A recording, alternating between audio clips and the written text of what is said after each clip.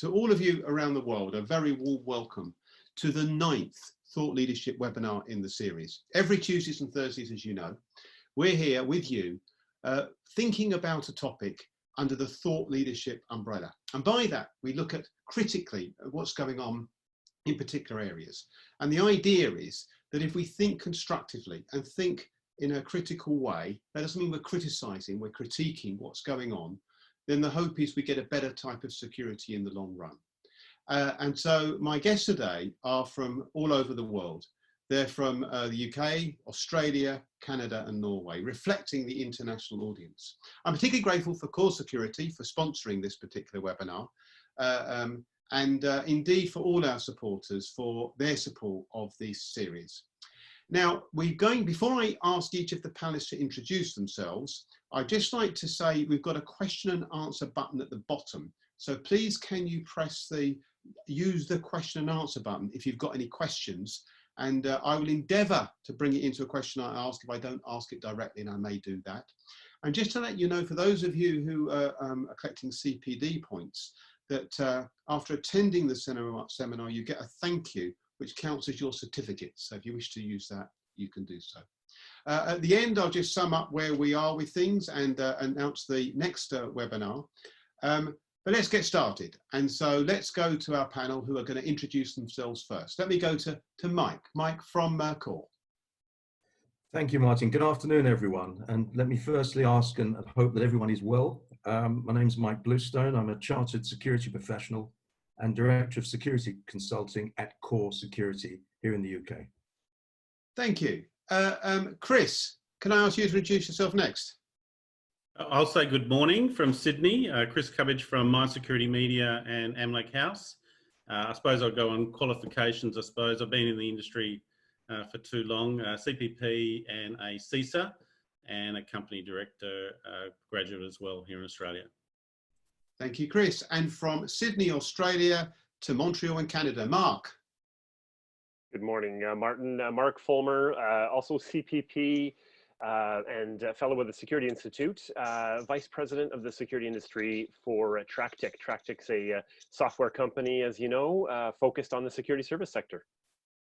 Thank you, Mark. And finally, back across the Atlantic, over to Norway, Monica. Hi, good morning, good afternoon, good evening, wherever you guys are.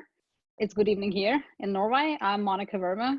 I've been working in cybersecurity for a long time. I started my journey as a hacker, and today I'm working as Chief Information Security Officer in finance sector, and I am on the board of Cloud Security Alliance Norway. Thank you very much indeed. Well, thank you, panel. And so now I'm going to ask each of our panelists for their opening statement. This is where, in just a few minutes, they give their thoughts on the topic. While they're speaking, do take the opportunity to ask any questions that you may have of interest using the question and answer button at the bottom.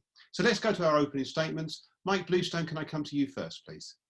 Thank you, Martin. So everyone, we're discussing this afternoon the issue of how are technologies helping and hindering security.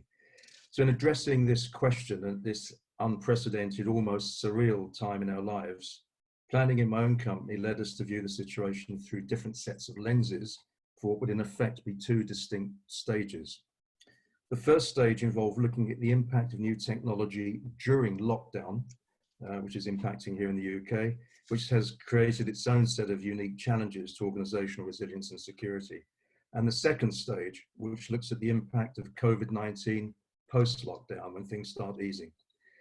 Now, on easing, I can see no flick of a switch scenario where we go from what is effectively a state of house arrest to total freedom. That, folks, is simply not going to happen. So at Core Security, we've started to plan the first stage impact in the run-up to lockdown, when we acknowledge that technology, such as remote CCTV, remote monitoring, other electronic measures, would play a significant part in what effectively is the crisis management phase of the current threat. But it was clear that with many organizations and businesses being compelled to vacate their premises, that new strategies would be necessary, such as increased reliance on remote monitoring and mobile patrol solutions. So in essence, a combination of remote monitoring, mobile patrols, and the presence of static guarding teams, albeit in reduced numbers, would help mitigate against the impact of increased levels of organized and opportunist crime and antisocial behavior. This would be vital given that the police would themselves be under pressure, suffering their own depleted ranks due to contagion and infection. The use of portable devices by security personnel, and I know that one of my fellow panelists will speak quite a bit about that, is another tool that would enable real-time reporting of incidents and ensure that appropriate alerts, and where appropriate, alerts to the police and other blue light responses actually occur. Because we have to factor in also the risk of increased cyber attacks, which criminals and terrorists for that matter will pose. So cyber resilience would have no respite during lockdown. And so in vacated buildings, the integrity of server rooms, the anti-flood protection, the protection of cooling systems, and their durability would be of equal importance to the quality of firewalls, virus tracking software, and maintaining strong SOPs, password protection, and so on. And of course, post-lockdown, there's opportunities for security teams to use handheld, non-contact thermohygrometers to measure human temperatures and to innovate on overseeing access control, where of course social distancing may still apply. And in conclusion of these opening remarks, I just want to take the opportunity of saying a massive thank you to the contribution made by all private security personnel to public safety and security, because their presence is absolutely vital, not only in terms of helping to secure the premises that our teams guard, but importantly to alleviate the burden on the police service in so many ways. Thank you. Mike, thank you very much indeed. Let me go to Sydney, Australia. Chris, your opening statement, please. Thanks, man. I think just giving consideration to the topic of why sort of technology is a very broad term, and with technology and security, always the knife always cuts both ways in terms of it can offer sort of two paradigms. Security, safety, and privacy is something that we need to consider in this environment at the moment. At the moment, in terms of surveillance, we're starting to implement here in Australia contact tracing, which really starts to put privacy to a second nature. And now we're looking at health and health security as a concept, but using technology in this as well. And one may always look at down the track, if we look at authoritarian regimes as well and how they may use this technology. So I always look at from a security perspective, I look at it from a security professional's viewpoint in terms of asset protection and looking for a client. But then there's always the other way of, if we have too much security, we won't have privacy and we won't necessarily have that freedom that we think that we should have. In terms of just that technology, the stuff that we cover and the work that I do, we've got about 10 different channels just to cover all the aspects of security. It's just too big. And as Mike sort of touched on, you can start to list, security has a touch point across all of society. The main things that we're seeing, particularly in surveillance, that's app contact tracing, object identification, facial recognition, then that goes down to analytics in terms of voice recognition and the like. Drones and robotics is a fast and continuing to evolve very rapidly as well. And then the cyber touches all aspects of all of this as well. And we're seeing, particularly here in the Asia Pacific, I don't know if you're noticing it elsewhere in the world, but here in APAC, in terms of the advance of China, massive mass-powered contestation between the US and China is seeing, you know, we look at military technology then and also space technology.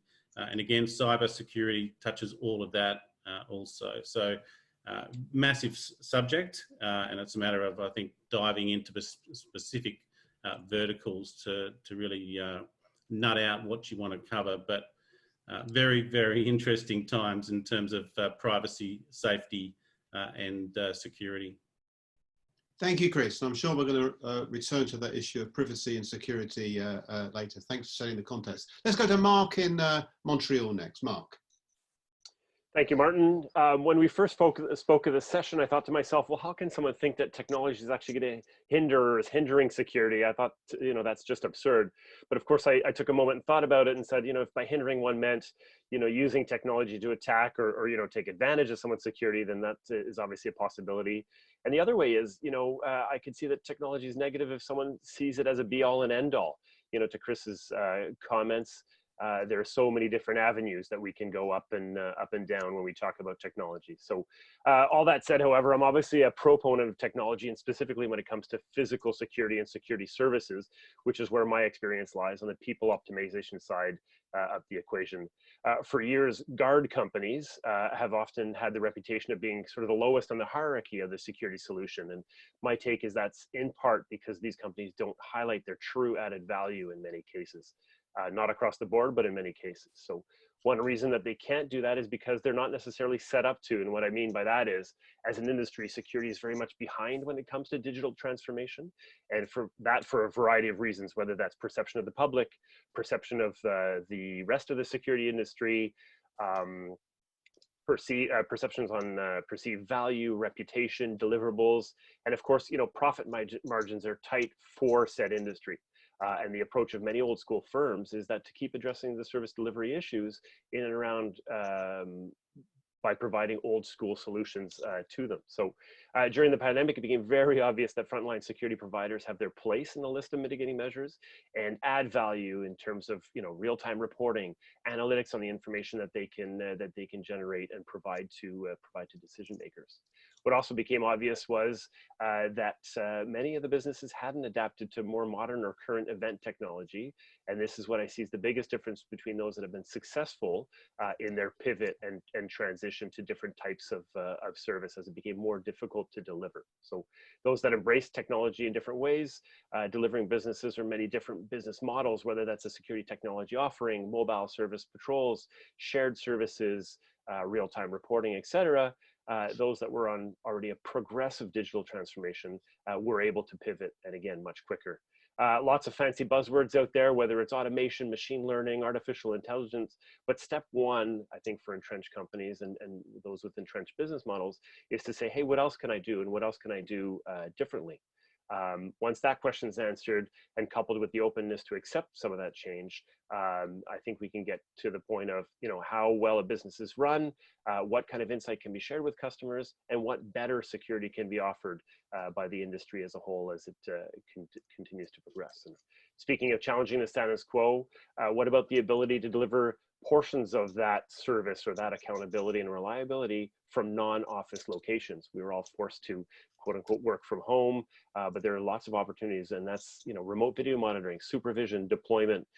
Yes, frontline security is essentially on site, but much of the support can be done remotely. As a software company, we were fortunate. We were able to literally flip the switch, in a matter of a day or so. But many security providers couldn't do that, and a lot of that's because of the technology lag. So Frontline finally recognized it as an essential service. It took us a pandemic to get there, unfortunately. And I don't have a crystal ball, but my guess is that many business leaders and security leaders will be much more open to technology's potential once we get to the new normal, or as I like to call it, the new new. Thanks, Martin. Mark, thank you very much indeed. I appreciate that. And don't forget, if you've got any questions, they've already started coming in, can use the question and answer button at the bottom of your screens. Just for questions, please, on that one, if you wouldn't mind. And finally, back to Norway then for Monica. Monica, your opening statement, please. Yes, thanks, Martin. So when I started the introduction, I said that I started my career as a hacker, and I've mostly worked as a hacker, then I've worked most of my career as a consultant, mostly in the finance sector. And even though I have different affiliations today, I'll be talking about my personal views. And when it comes to technology supporting or hindering security, I would like to emphasize two key things today. One, cyber resilience, and two, being prepared for cyber warfare. Those are two main things I want to focus on today. The reason being, okay, let's start from the very beginning. When I started working as a hacker, how did I even come to that place? Because I actually got interested in technology when I was 10 years old, when I saw the cockpit for the first time in my life, from the inside of it, how it actually worked. And then I started actually learning coding. And when I learned coding, the first thing that I learned was breaking the code and not securing the code.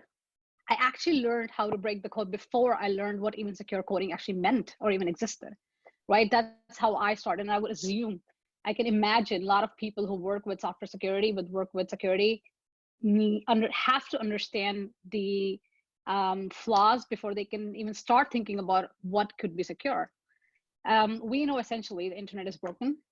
So we know that software, no matter how much we build perfect software, it will never be perfect. We will always have technologies that will break, that will be insecure. And if you had asked me in my career 10 years ago, let's say a decade ago, right? Monica, tell me, where would you want to invest in one key area within security? I would say build better code, build better software, build better technology. But if you ask me today, I would actually say cyber resilience. It's not enough that we are building better code, because no matter how much good or better we become with technology and building security, we will always use technology also to the impact of abusing it, right?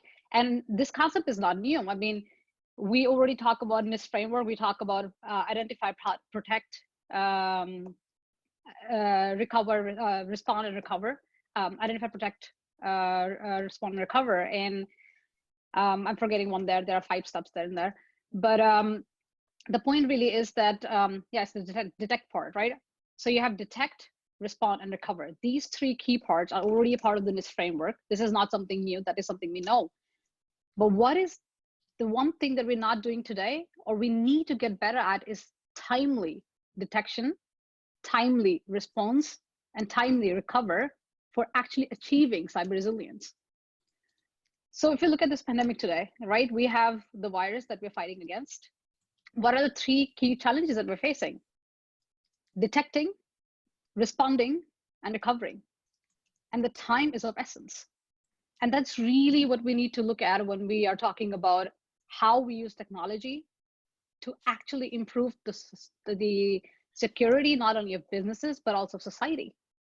So that's really, if you think about, in my opinion, cyber resilience today is way more proactive than just building software which is secure.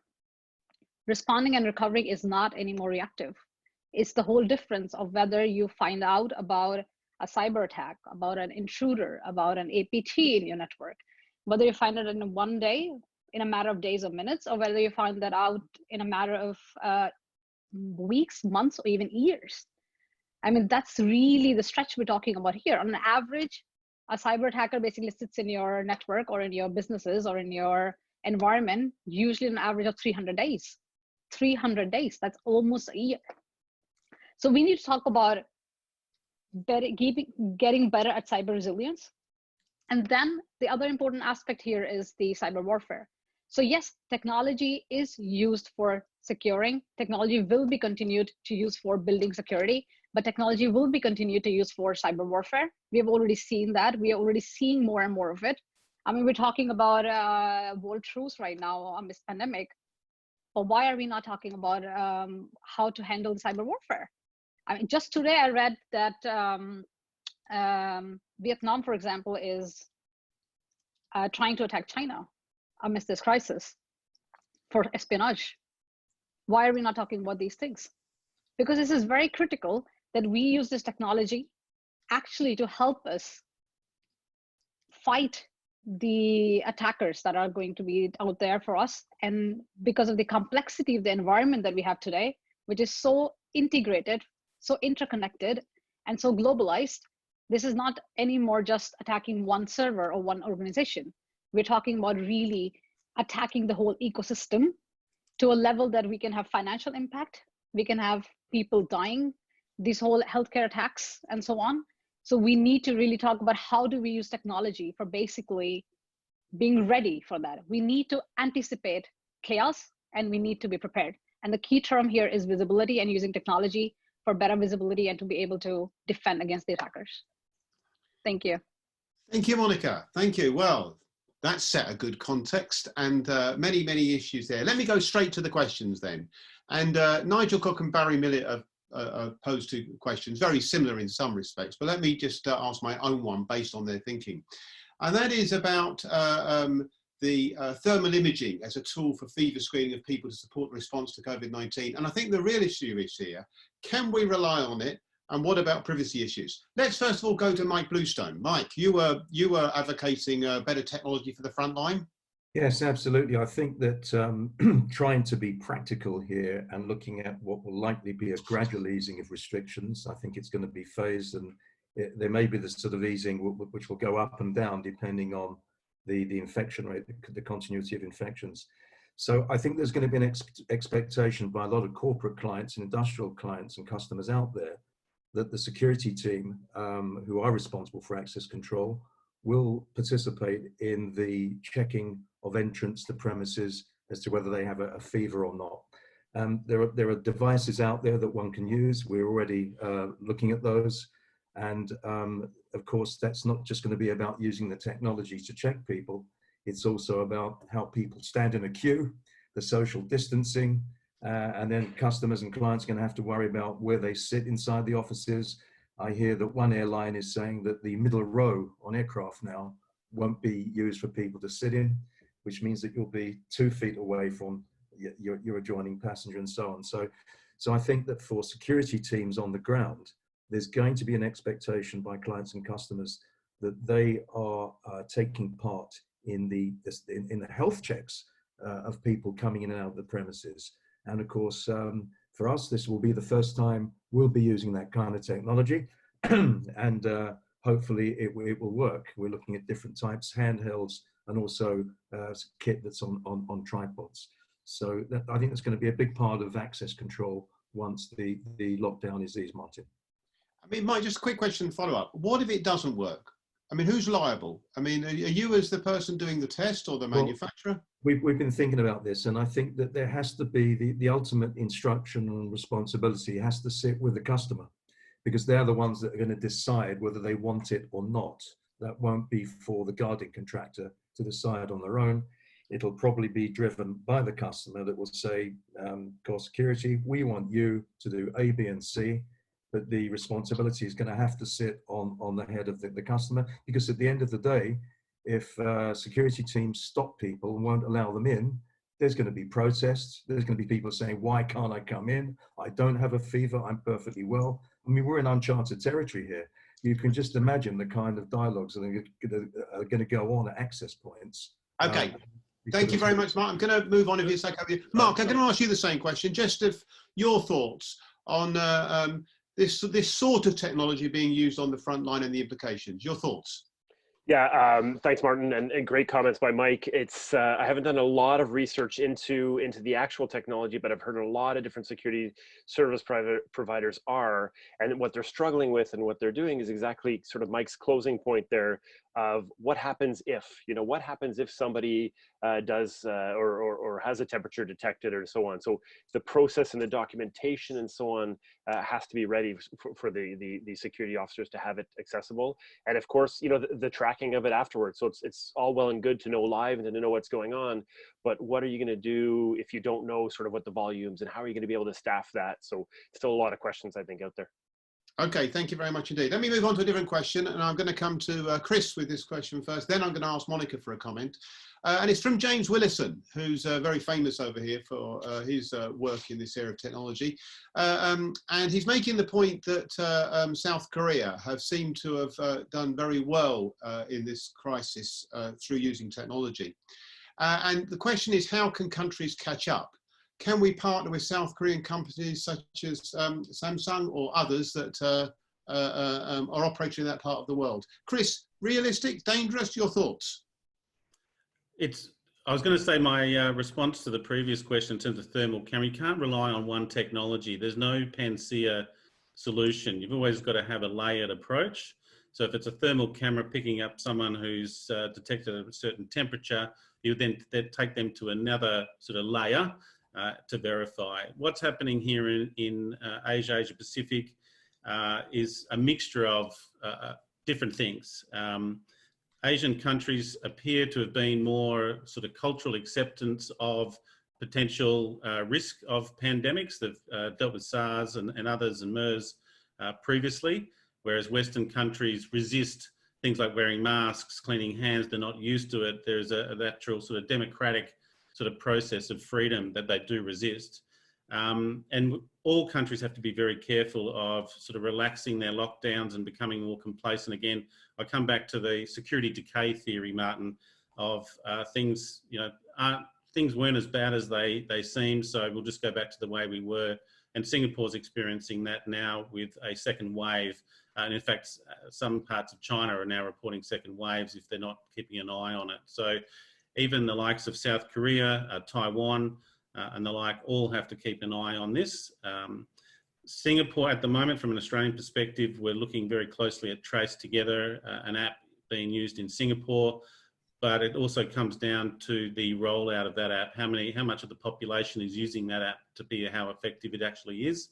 And then there's also that resistance. And one thing in terms of our podcast show, we always start with the fact of security relates back to trust. There has to be a high level of trust in institutions. And again, Asian countries, in terms of their sort of trust and reliance on government and listening to government instructions, is very, very different to what we see in the West. And again, you only have to start to look at the United States to see how their federated system does come into question. It has even here in Australia, how the federated system of a country starts to get impacted when you need a national approach.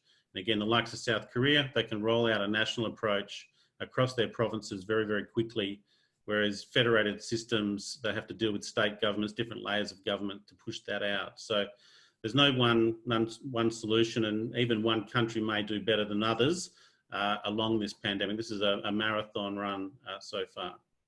Okay, thank you very much. Monica, your thoughts. You mentioned the cyber warfare issue and the issue of trust. Key to that, your thoughts? Yeah, I kind of agree with Mark on that, on Chris on that there is no one size fits all. And actually it really depends on the way the countries work, the way the culture works. Like the Asian countries are more perceptive of surveillance as compared to, let's say, Norway and other European countries. We just had a new app that was launched in Norway, similar to one in Singapore, that has been now quite many downloads and a lot of people are using it. But again, the effectiveness of the app is basically dependent on how many people use it. And then there have been a lot of issues with the way the app has been launched and the kind of security and privacy considerations that have been taken into the app for detecting the spread of the coronavirus and containing it and alerting people and so on.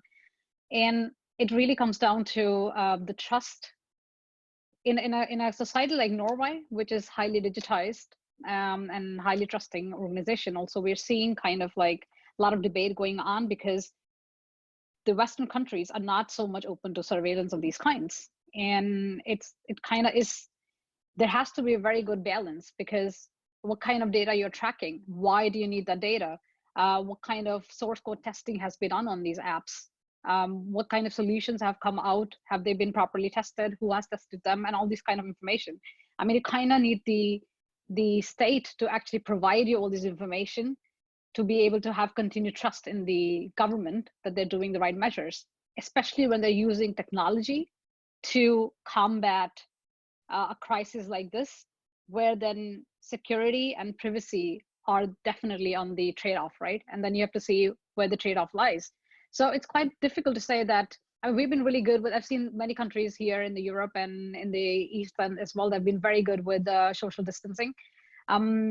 Norway has been actually quite good with social distancing, despite maybe other countries in Europe not being there. But that doesn't really, I mean, there are different measures we have to take here, right? And we're talking about technology. We can't really let one exact measure that has been taken in South Korea be completely just used in the countries. It would just not work. It really depends on the society that you have and then the trust that you've built. Okay, thank you very much indeed. I'm going to move on. Really about this issue of trust. Mark, I'll come to you first. As a criminologist, of course, I spent a lot of my time talking to offenders. And there's no doubt at all that many of those saw this as a wonderful opportunity, and technology was the route by which they would be able to exploit the vulnerable. What's better than an environment where people are worried, they're in strange environments, they're looking for solutions. There's your peg to exploit if you want to exploit technology. And I guess that's the point here. Is there a danger that that's such a big deal and such a big threat, it could undermine the development of where we go next? Yeah, great question, Martin. I think that taking technology or taking on technology or that challenge of digital transformation can't just be, like a one-time search, one-time research type approach. Criminals or entrepreneurs, some of the best entrepreneurs, and they definitely take advantage of things that are going on, and I think we'll continue to do so, which is why that, as things get rolled out and as the proper mitigating measures do get put into place, we have to take into account of who's going to be attacking it, what the approaches are going to be, and how do we make sure that, when assigning resources to the issue or to the problem, that we have the right resources that are being assigned to that. And of course, the definition of right is going to vary from case to case and situation to situation. Mark, how easy is it for you, for your world, to get clients to pay for the security of their technology? In other words, there is a sense, isn't it, in the guarding world, for example, and this has cropped up on a previous webinar, lowest price still too dominant. Mm-hmm. In your world, how has it been? Not necessarily your company, but in your world. No, I would say that price is definitely, definitely part of the decision, but I think that it gets outweighed, especially those that are doing a good job of evaluating it on what's the focus of the company, how is the software built. I think of Monica's comments on the sort of on the way in terms of properly designing things from the get-go. If we think about TRACTIC specifically, what are our security certifications? What's our development approach? I mean, we very quickly get out of my day-to-day realm into the other professionals that we have working at the company that manage that in the day-to-day, but it's definitely a consideration, because if it's open to or vulnerable to being exploited, I think that it will. Okay, Chris, I wonder if I can ask you the same question about this point about offenders. I mean, in the offending world, if I can put it that way, they seem to feel in many quarters this is an absolute dream situation. Yet that's not finding its way into a lot of discussions. Chris, your thoughts? I wouldn't say, particularly in the cyber realm, there's been a lot of coverage across the shift and the adoption of COVID-19 as an attack vector for phishing campaigns and the like. So traditional sextortion attacks were then very, very quickly shifted to targeting those for COVID-19 related. And I just did a podcast today. I can't remember the stats, but there's been hundreds and hundreds of new domains listed for COVID-19, malicious domains delivering malware and the like, as well as spear phishing campaigns targeting shipping companies. So there's been a lot of coverage in terms of the cybercrime and the cyber sort of the threat landscape suddenly changed on this as well. The other side of this, in terms of how a population goes into lockdown, and then there's been a new focus on things like domestic violence, those at risk, child exploitation has also been covered. And then also in terms of things like drug trade, organised crime and their transnational organised crime and how they're shifting their drugs around the world as well, has also been impacted. And but I haven't seen too much coverage of that, but there is starting to be studies and a few arrests at the borders with hundreds of kilos of marijuana that would normally come through, but now they're going through sort of checkpoints that they're not used to. So interesting in terms of COVID-19. I think there's a lot more research to come in terms of that criminology viewpoint. I was in the police for 15 years, and I think from a crime perspective, massive reduction in nuisance crime and street-related crime because everyone's in lockdown. Massive reduction in vehicle-related incidents as well. And the vehicle incidents that have gone up are things like speeding, because there's less cars on the road, so people are speeding more, but there's less cars, so they're easier to find. So yeah, there has been a massive shift in society in terms of that crime dynamic, the displacement of crime, and a very, very interesting topic to cover from that criminology viewpoint. Yeah, I guess, Chris, my point is I agree with you that that's the point in the cyber world. These have been quite well rehearsed. It's less clear that sort of thinking is transferred to other parts of the security world, which I guess is my concern. Just very, very quickly, your thoughts on that, very quickly. Well, I suppose my initial thoughts is we've been a bit disappointed here in Australia. The federal government rolled out the Defence Department or the Army basically to man airports and the like, to be alongside police, where we would have felt a public-private partnership with the private security sector would have been more appropriate. So the other thing with things like bars and clubs have been shut down, so there's been a lot of people displaced out of that in terms of crowd controllers and frontline security officers, but then they've found other work elsewhere. So the industry, I wouldn't say that there's been a lack of coverage. We've definitely been covering it here in Australia. The Australian Security Industry Association has also been on the front foot with this as well, trying to back up the industry as being an essential service. But here in Australia, I did notice that Canada classed essential services. They actually itemised it, and security was there. Whereas in Australia, we didn't itemise essential services. Basically, if you could go to work, you were an essential service. That was the definition. So, so I'm going to stop you there. Thank you very much. I want to move on. Okay, next question, if I could, and I'm going to come to Mike first. It's a question from Brian Sims, who was a panelist the other day, and he's asking about the impact of technology on guarding. A massive question, Mike. Mine's a more specific one. Is technology going to transform the way that guarding is provided in the next 5 years? So that specific question, Mike. I think transforming is probably a bit of a stronger word. I would say it's going to change things. I think what we're going to see is that we've been looking for a long time actually to influence clients and customers to think more about remote monitoring. Because let me firstly say that, you know, there's no technological solution, security item that doesn't require a human intervention. So at the end of the day, there's a huge reliance on people, whether they're in control rooms, remote monitoring centers, or guards on site. But what we're going to see, I think, post this whole crisis, and it will end, is that a lot more customers will be looking more for remote monitoring solutions for nighttime security of premises. What we're seeing now is that there are lots, thousands, tens of thousands of buildings vacated at the moment, standing empty, where the security solutions have to vary. So a bigger emphasis on nighttime mobile patrols, and perhaps a reduction in some cases to the number of static officers that are guarding premises. So I think these are some of the changes that we're going to see long term. And I also think that it's going to influence the whole development of the sort of multitasking aspect of what security officers do on the ground.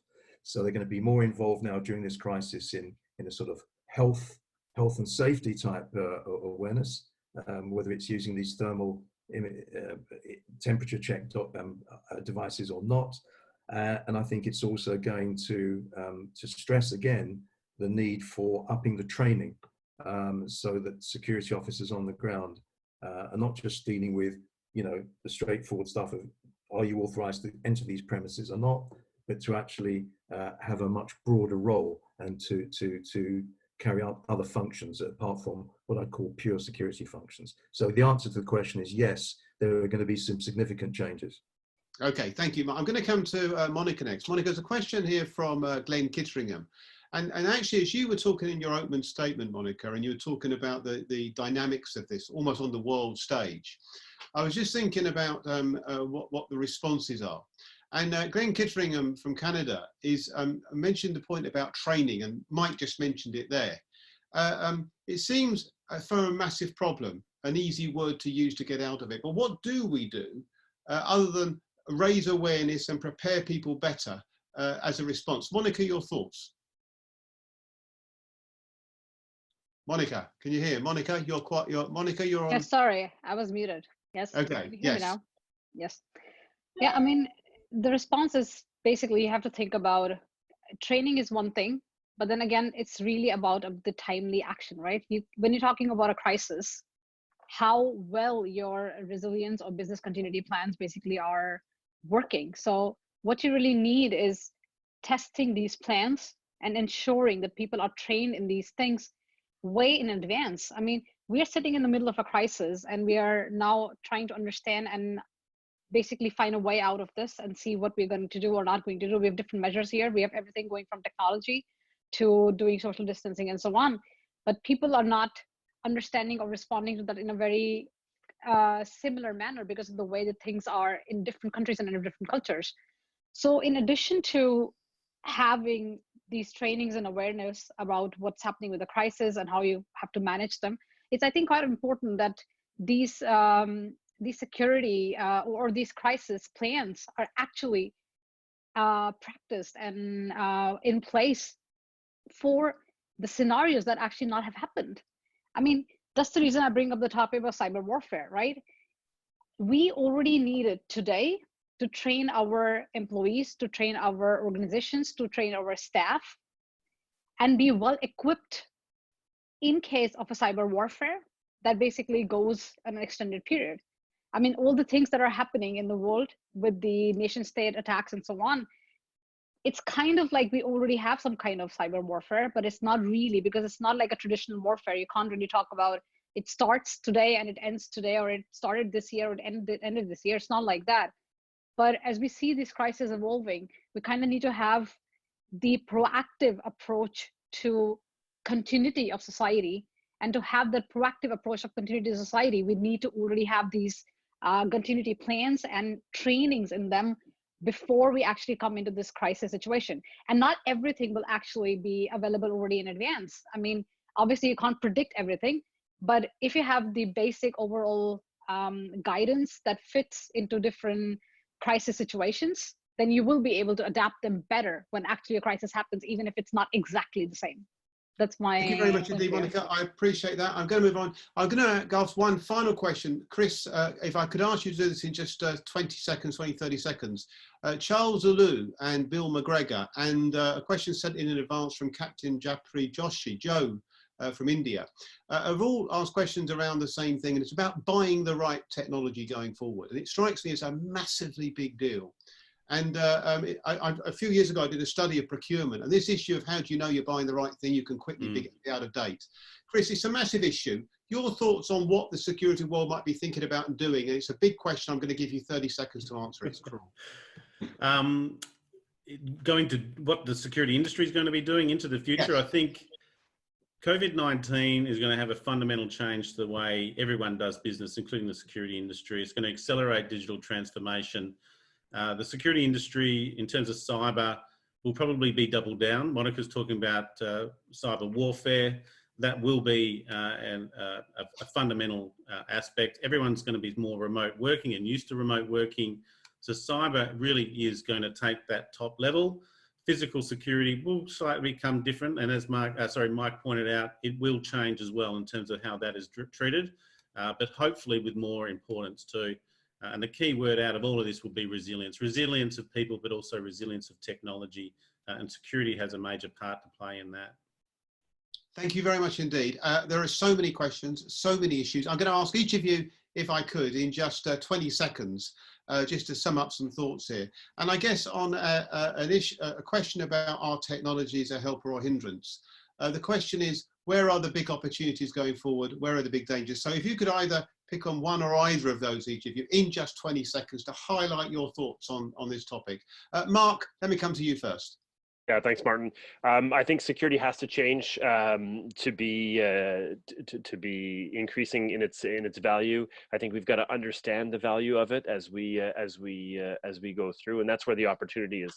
Technology to define the appropriate responses, and then the human resource for the actual exception and where judgment is required. Technology for proper deployment and determining, which ones are the proper resources, and tie that, back to Glenn's comment about in and around training, getting the right, the right agents and the right people mixed with the right technology to get to that better security. Thank you very much indeed. Monica, same to you, please, just 20 seconds if you wouldn't mind, please. Yeah, so I think we really need to, the technology and will continue to actually impact security for good and for bad. And we need to continue to invest into technology basically to help us anticipate chaos and be prepared for it. That's really, really key here. And more importantly, we also need to train people. We need to have competency. We need to have people understand what's going on.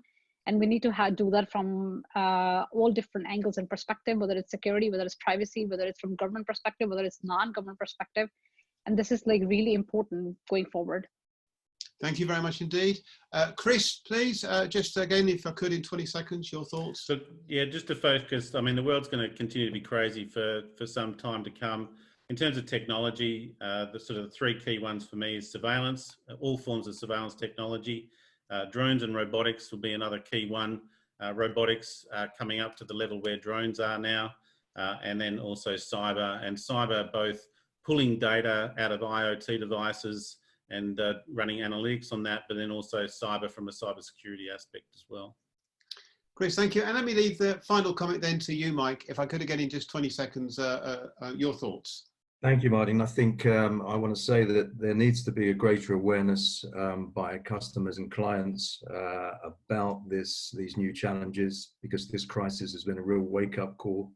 And I think for the deliverers of security solutions, working with customers, getting away from technology or people solutions, but a genuine change in the integration and harmonious working of technology and people, and an understanding, as I said earlier, that it doesn't matter how sophisticated the technology is, it will always require a human intervention at some stage, and therefore training and more training has got to be the way forward. Panel, thank you very much indeed for your thoughts, for those insightful. I mean, we could have gone on, and this is perhaps the beauty of a webinar, that we're left wanting more. So my thanks to all the panel. We particularly like to just at this point thank Core Security for sponsoring it. Thank you very much indeed, Mike, and indeed all our supporters in different parts of the world who make all these possible. We have now got to let you know that the OSPA's nominations around the world are open. Now, this is really important, I think, because one of the key things about the security of the future, it matters who are the good companies, who are the good individuals, who are the good teams, where are the good initiatives. And so the Outstanding Security Performance Awards are built to recognise that. They're open in all these countries at the moment. If you're from that part of the world, or you know a good initiative in that part of the world, do please take the time to nominate to take that forward. Can I also just remind you, we go through this all over again next Tuesday, where the title is, why is the security sector being ignored by governments during this emergency, or is it? That actually was suggested by Dr. Glenn Kitteringham.